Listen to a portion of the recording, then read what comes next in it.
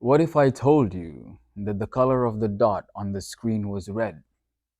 Would you agree? Did you change your answer?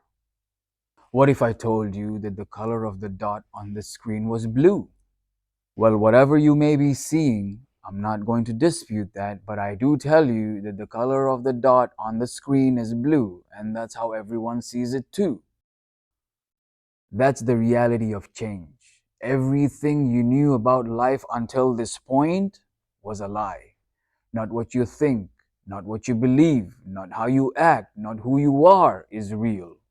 You are a product of opinions and views and indoctrinated information into your subconscious mind that has been a melting pot for everyone's opinions and ideas and views about life, about themselves, and most importantly, about you. Other people knew so much about you that you didn't know about yourself. Imagine that. That's how much you are blurred out from reality. It's important to understand and accept that your thoughts were blurry, your intentions were wrong, your speech was crude, and your tone was rude. Your heart was stained, and your desires were cheap, your willpower was weak, and your promises were fake. Your commitments were unreliable, and your advices were preached but not practiced. You weren't very liked, only just a little bit tolerated. Whatever people praised about you to you was a lie because they would turn around and release the truth from their hearts. Do you blame them because you too never had a nice thing to say about them? Your finances are a mess, and quite honestly, so are you and your reputation. So, where can we possibly begin the change? And this is why change is tremendously difficult. Because the very first step of realization and acceptance is a heavy, loud slap on the face, especially if it's given to you by someone else. Now, if just being pointed out about the weaknesses is so offensive, then how will you possibly make it all the way through change? Because one of the requirements is feedback through observation and realization while you maintain a thick skin. You will be embarrassed, you will be rejected, possibility will be there, you will be insulted, and so you are going to require very thick skin. And so the first thing is to drop the ego, drop all the guards. Know you're going into a fight in which you will get beaten up so badly, but you must just sit there and lay there motionlessly, silently, smiling as you get the air knocked out of you. Why smile?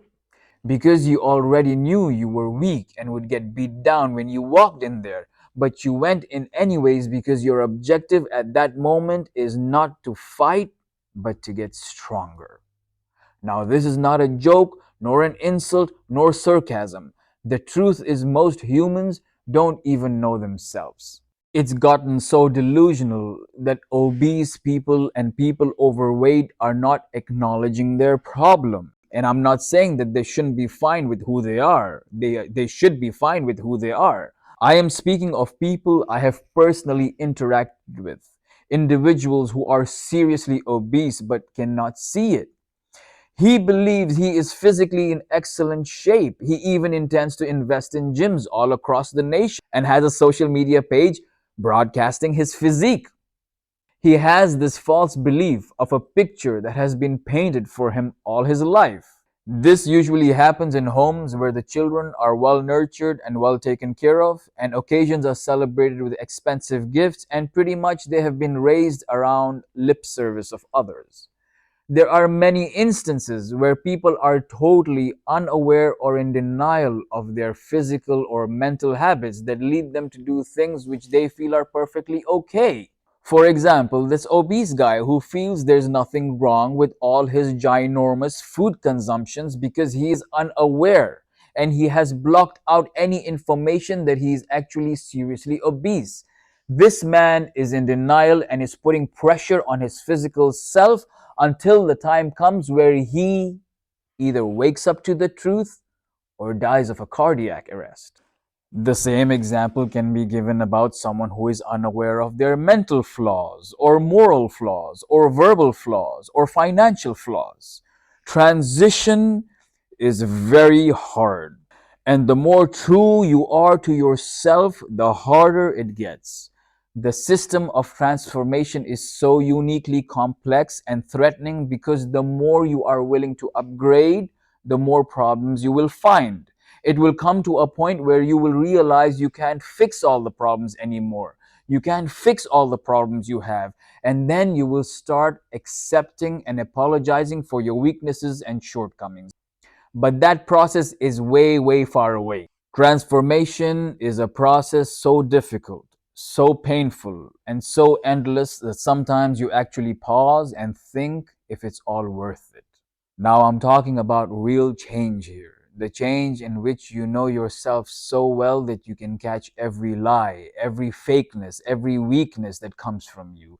You know yourself so well that you are in no denial at all of your weaknesses and you either hide them or make no excuses for them. A change so real that the only thing attached to you from the past is your family name. You should start looking at it like that. Aim for the stars. If you fall short, at least you'll land on the moon. Brilliant words by Eminem. Transformation is so hard because most of the time it's coming from a place of suffering and pain. And most of the time you are on the journey completely alone, mentally, physically, and emotionally. Sadness is a rabbit hole. You'll keep unearthing new memories and incidences which will carry on the cycle of sadness for you. This is one of the reasons that transformation and change is not fully possible by everyone because of an emotional burden that constantly checks in and checks out. These moments can throw you off really bad. From talking to walls to nonstop weeping or screaming, nothing is beneath transformation. It will put you through all this and more. But here's the thing, you have no choice in the suffering. You can only choose what to suffer about. So, are you willing to suffer for the reasons that brought you this suffering? Or are you willing to suffer for the reasons that will take you out of this suffering? When going through a major or complete process of change, it's important to look at yourself as a small tugboat and your personality and character and flaws as this big, gigantic oil tanker at sea. Your job is to take this huge tanker and turn it around. Of course, it can be done as long as the one steering the tugboat never gives up. Suffering from no change becomes a cycle of suffering. Suffering during change while reteaching yourself everything from basics while learning and relearning, that suffering strengthens you and not weakens you. And that suffering is much more temporary than the suffering that comes with no change at all. Be strong, stick to the commitment, level up every day. Never be the same on any single day. The rule of thumb for sticking it through transformations, the rule of thumb for sticking it through life is don't give up. Take rest if you have to, take rest if you're tired, but don't give up. Be strong and stick to the commitment. Level up every day. Never be the same on any single day. The rule of thumb for sticking it through transformations, the rule of thumb for sticking it through life is don't give up. Take rest if you are tired, but don't give up. I don't promise you it's going to be easy, but I do promise you, you won't regret it. Be safe, be positive, and keep taking those steps forward.